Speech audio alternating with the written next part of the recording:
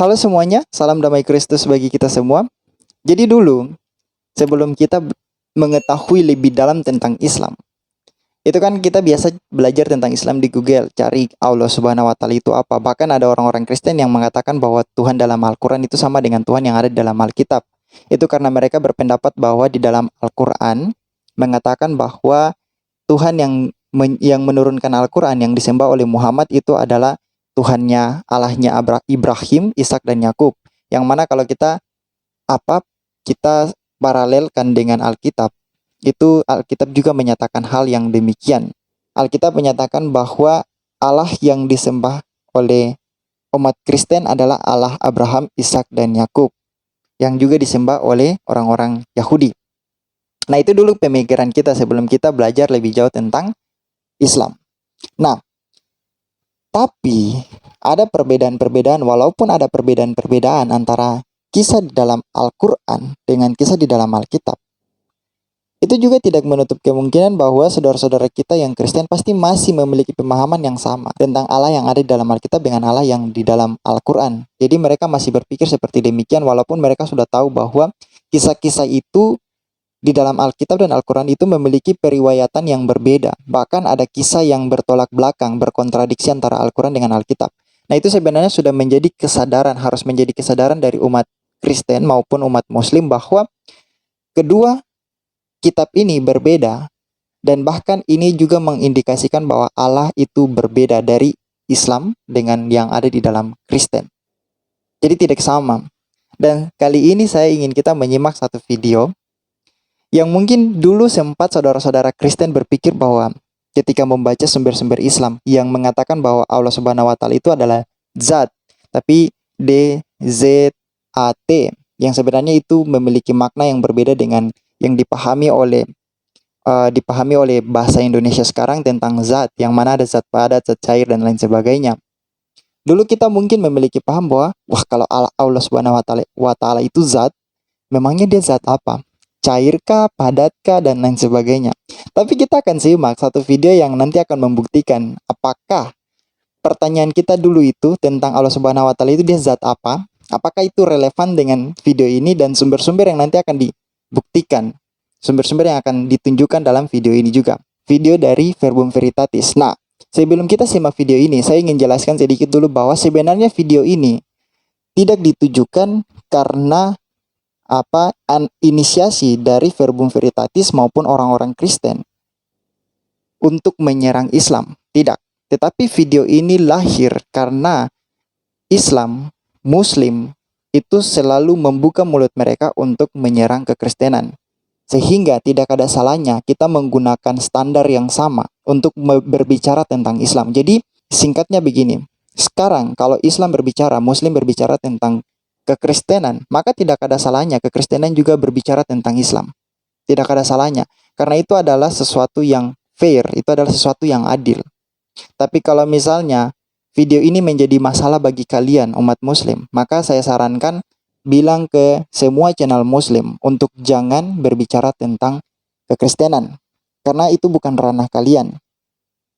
Itu bukan ranah kalian. Tapi karena kalian sering, channel-channel Islam sering berbicara tentang kekristenan dengan dalam kebodohan mereka, maka akan lahir video-video seperti yang dilakukan oleh Verbum Veritatis, dilakukan oleh saya, dan juga banyak channel-channel Kristen yang sempat juga dibanet oleh YouTube, misalnya seperti MN Record yang langsung di take down dari YouTube karena ada satu permasalahan yang mungkin tidak senang dengan apa yang dilakukan oleh MN Record ketika berbicara tentang sumber-sumber Islam. Padahal mereka tidak sadar bahwa banyak saudara-saudara mereka yang seiman, Muslim, itu juga berbicara tentang kekristenan, tapi fine-fine.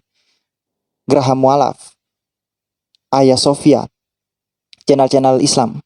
Terus sekarang muncul channel baru seperti Goldian dan lain sebagainya, Kainama, channel-channel yang ngaji cerdas, yang berbicara tentang kekristenan.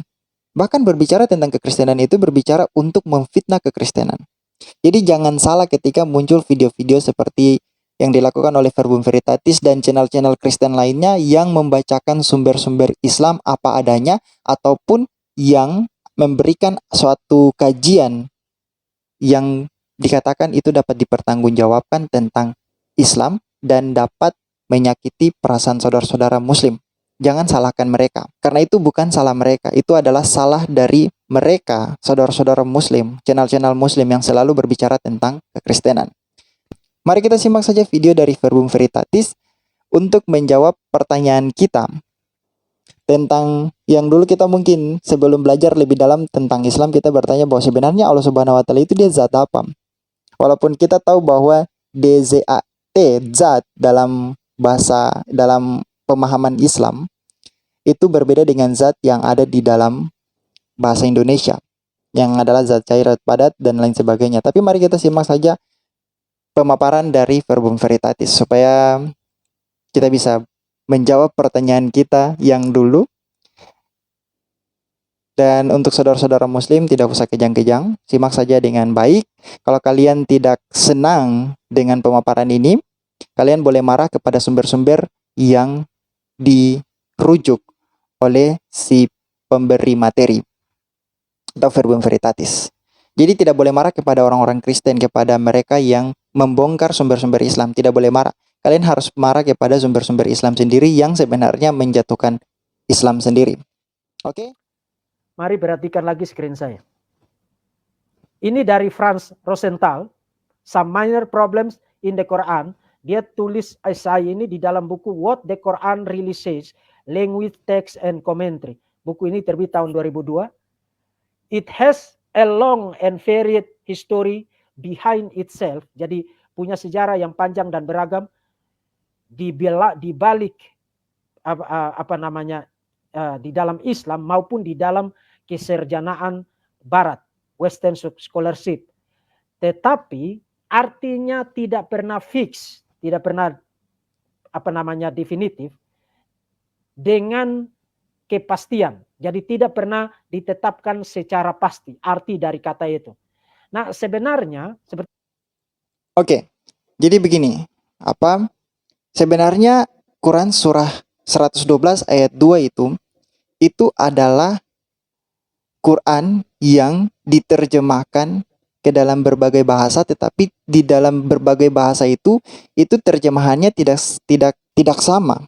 Terjemahannya itu kadang berbeda-beda. Bahkan di dalam terjemahan Indonesia juga itu berbeda dengan apa yang diterjemahkan di dalam bahasa Inggris. Sehingga ini ada menjadi suatu masalah bagi Muslim itu sendiri. Mari kita lanjut. Yang tadi saya katakan kepada saudara, bukan karena kata itu tidak punya arti. Kata itu punya arti. Dan saudara tahu arti kata itu apa? Arti kata itu ini.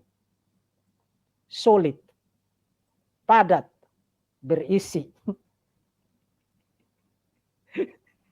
Jadi Allah Subhanahu wa taala menurunkan wajib. Sebentar saya akan buktikan nusulnya. Saya akan buktikan nusulnya dari Al-Tabari bahwa memang kata itu berarti solid. Jadi God is solid. Sebenarnya di dalam ayat yang kedua. Itulah sebenarnya kalau saudara baca terjemahan dari Bijan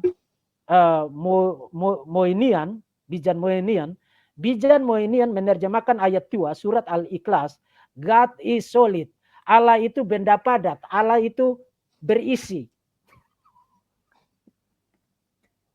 Oke, saudara kalau tidak percaya, mari kita pergi kepada Al-Tabari untuk mendapatkan, pergi kepada Al-Wahidi untuk mendapatkan konteks historikal dari ayat tersebut. Ini saudara sudah lihat sekarang, ini dari Al-Wahidi, Asbab Al-Nusul. Qatada Al-Dahak Mukatil berkata, sekelompok orang Yahudi pergi kepada Muhammad dan berkata kepadanya, gambarkan kepada kami tentang Tuhanmu.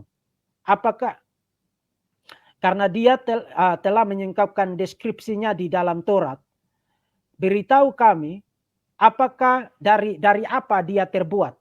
Artinya Allah Subhanahu wa taala itu terbuat dari apa? Dan tergolong dalam spesies apa? Apakah dia terbuat dari emas atau tembaga atau perak? Apakah dia makan atau dia minum dan seterusnya. Jadi saudara ingat konteks historikal dari Al-Ikhlas ayat 2 adalah ada orang bertanya, Muhammad, Allahmu itu terbuat dari apa? Dari perak kah? Dari emas kah? Dari tembaga? Nah, sebentar. Jadi dulu yang tadi saya katakan bahwa dulu mungkin kita memiliki pemahaman bahwa Allah Subhanahu wa taala itu adalah zat. Zat dalam artian bahasa Indonesia ada zat cair, zat padat dan lain sebagainya. Sebenarnya itu bukan pertanyaan kita saja, tapi sebelumnya juga ternyata sudah ditanyakan oleh orang-orang Yahudi. Seperti yang ditunjukkan di dalam sumber Islam sendiri, yaitu tafsir Al-Wahidi. Dan saudara-saudara boleh buka, cek informasi ini di dalam altafsir.com, kalau tidak salah itu dia punya linknya.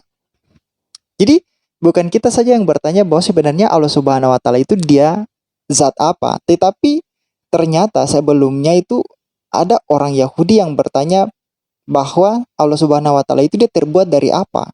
Dan mungkin Muslim akan mengatakan, "Wah, kamu kafir karena begini begini begini." Ya, seperti itulah Muslim. Selalu mengkafir-kafirkan kalau tidak bisa menjawab. Mari kita lanjut lagi.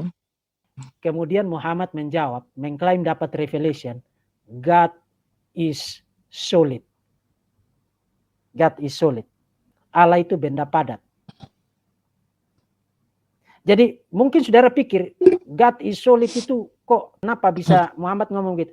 Karena ada nusulnya, ada historical konteksnya. Orang tanya tentang Muhammad, Tuhanmu itu terbuat dari apa? Lalu Muhammad bilang, God is solid. Allah itu benda padat, berisi. Dan bukan hanya dari Al-Wahidi, tapi kita punya bukti juga dari The History of Al-Tabri. Saudara lihat screen-nya sekarang, saya sendirikan rujukan tentang referensi ini, karena nanti kutipan ini sangat panjang. Ini dari The History of Al-Tabari, diterjemahkan oleh Franz Rosenthal, volume pertama, halaman 262. Saudara bisa cek, halaman 262. Ada cerita tentang ketika Allah Subhanahu wa taala baru, jadi ini cerita dari Masih bin Har kemudian Amar bin Hamad Al-Sudi, Abu Malik, Abu Milik, Abu Sulihin, Ibn Abbas. Jadi ini cerita bahkan sampai bisa ditarik ini narasi atau cerita ini bisa ditarik sanatnya sampai kepada Ibn Abbas. Jadi ini bukan sekadar satu cerita yang you bisa bilang, itu tidak benar. Itu menurut itu sanatnya itu sampai kepada Ibn Abbas. Dan Al-Tabari mencatat bahwa ketika Tuhan selesai menciptakan Adam, jadi Tuhan belum memberikan napas kehidupan kepada Adam. Adam itu diciptakan dari tanah liat. Mari kita baca saja. Kemudian Tuhan menyuruh para malaikat, God say to the angels, saya menciptakan manusia dari tanah liat dan meniupkan roh saya ke dalamnya, berlututlah di hadapannya. Jadi Allah Subhanahu wa taala menyuruh para malaikat, saudara belum lihat ya. Allah Subhanahu wa taala menyuruh para malaikat untuk berlutut, prostrate di hadapan Adam yang baru saja diciptakan oleh Allah Subhanahu wa taala. Artinya Allah Subhanahu wa taala menyuruh para malaikat untuk melakukan syirik. Nah, perintah itu diberikan kepada para malaikat. Kemudian jadi di sambungan dari cerita itu, Allah menciptakan dia dengan his own hands, tangannya sendiri. Kemudian iblis itu menjadi overbearing ya, menjadi ingin menguasai terhadap Adam. Kemudian Allah berkata kepada iblis, kamu ingin menguasai terhadap apa yang telah saya ciptakan dengan my own hands. Jadi sekali lagi Allah Subhanahu wa taala bicara tentang dia punya tangan. Kemudian digambarkan, kalau saudara baca terus sampai di bawah itu, he was a body of clay. Jadi tubuh Adam itu, tubuhnya itu berasal dari tanah liat. For 40 years to extent of Friday, when the angel, ketika para malaikat lewat di depannya Adam, jadi Adam itu tinggi banget, lewat di depannya, mereka menjadi takut dengan yang mereka lihat, karena ini besar banget. Kemudian ini yang dilakukan oleh iblis. Iblis melakukan uji coba. Iblis melakukan eksperimen. Saudara perhatikan, the angel most frightened was iblis. Jadi iblis juga ketakutan. Kemudian dia melewati Adam yang baru diciptakan dari tanah liat itu, menendang dia. Saudara kebayang kayak ada boneka besar begitu, lalu dia tendang-tendang untuk membuat to make the body produce a sound. Membuat tubuhnya sampai mengeluarkan bumi. Kemudian apa namanya? Saudara lihat yang saya kasih tanda bold di situ. He di situ siapa? Iblis. He enter his mouth, jadi dia masuk melalui mulut Adam dan keluar melalui lubang pantatnya. Ini cerita kalau saudara baca. Ini hanya orang yang doyan dongeng yang percaya begini, tapi memang begini yang kita baca di dalam literatur Islamik. Jadi iblis masuk melalui mulut Adam, keluar melalui lubang pantatnya, kemudian dia berkata kepada para malaikat, jangan takut, don't be afraid akan yang satu ini. Jangan takut kepada yang satu ini. Maksudnya Adam itu, yang dia baru masuk dari mulutnya, keluar dari lubang pantatnya. Karena for your Lord is solid. Sedangkan yang satu ini, itu punya lubang di tengah. Hollow.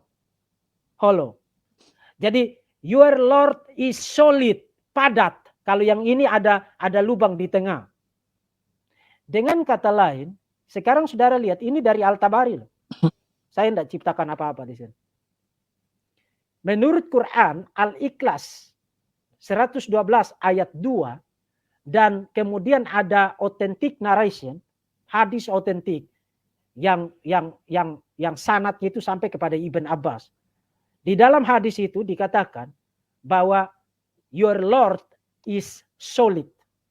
Tuhanmu itu padat. Kalau yang ini tuh ada lubang di tengah, makanya saya bisa masuk lewat mulutnya kemudian keluar lewat lubang pantatnya. Nah, itu berarti gambaran-gambaran tentang Allah Subhanahu wa taala punya jari, punya dua tangan kanan, punya betis, punya wajah, adalah gambaran-gambaran yang koheren dengan bagaimana Allah Subhanahu wa taala menggambarkan tentang tubuhnya. God is solid. Nah, kalau dia solid, maka itu bukan merupakan sesuatu yang aneh kalau dia punya jari, punya dua tangan kanan, punya wajah, punya betis dan lain sebagainya. Dengan kata lain, itu yang tadi saya bilang, posisi Quran dan posisi Sunnah, termasuk Muslims yang paling awal, Atari, kemudian hari Salafi, kemudian Hanbal, percaya bahwa Allah Subhanahu wa taala itu punya anatomi, punya bentuk fisikal. Jadi saya tidak menciptakan data apapun, semuanya saya perlihatkan di screen, dan karena itu kita sudah bisa mengatakan secara akurat, kita tidak menciptakan kesimpulan sendiri, secara akurat bahwa Allah Subhanahu wa taala yang diperkenalkan oleh Muhammad itu bukan spirit, bukan roh, tapi solid, benda padat. Benda padat dan tidak punya lubang di tengah, karena setan bilang, saya tadi masuk lewat mulutnya Adam, keluar lewat lubang pantatnya. Kalau Allah Subhanahu wa taala itu solid, padat. Nah, mungkin saja setan pernah melakukan eksperimen terhadap Allah Subhanahu wa taala tapi tidak bisa karena solid, padat di dalam. Tapi begitu dia lakukan eksperimen terhadap Adam, oh, ini bukan Allah Subhanahu wa taala karena di tengahnya itu ada lubang. Kalau Allah Subhanahu wa taala itu solid. Oke. Jadi itu adalah bukti, jawaban atas pertanyaan kita yang dulu mungkin kita sering tanyakan kepada Muslim, karena kita berpikir bahwa kata zat, DZAT itu artinya sama seperti yang ada dalam bahasa Indonesia. Ya, walaupun video ini membuktikan bahwa memang sebenarnya pertanyaan kita juga tidak salah. Karena dia punya jawaban tersendiri, pertanyaan kita itu punya jawaban tersendiri walaupun kata zat itu yang kita maksudkan itu berbeda dengan kata zat yang ada di dalam bahasa Indonesia. Tapi jawabannya ternyata ada. Allah Subhanahu wa taala itu zat apa? Dan dibuktikan bahwa Allah Subhanahu wa taala itu ternyata zat padat. Dan dibuktikan dengan bukan sumber Kristen ya, tapi sumber Islam sendiri. Jadi kalau saudara-saudara Muslim masih tidak percaya bahwa sebenarnya Allah Subhanahu wa taala adalah zat padat menurut dari sumber Islam sendiri, mari kita lihat sumber yang dikutip oleh Verbum Veritatis, yaitu tadi Al-Tabari, The History of Al-Tabari, volume 1. Ingat, ini volume 1. Sabar, saya tunjukkan ya. Volume 1 halaman 262. Nah, ini saya tunjukkan.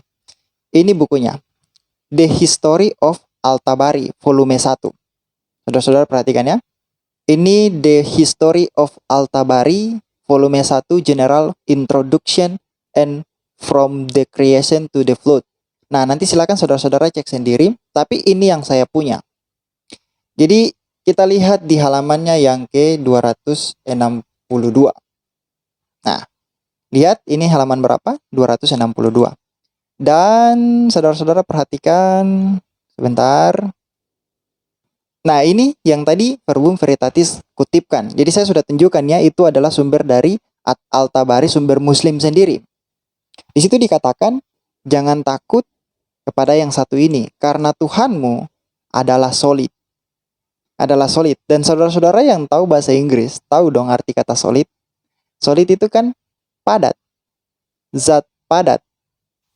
Itulah yang dikatakan oleh sumber dari Islam sendiri.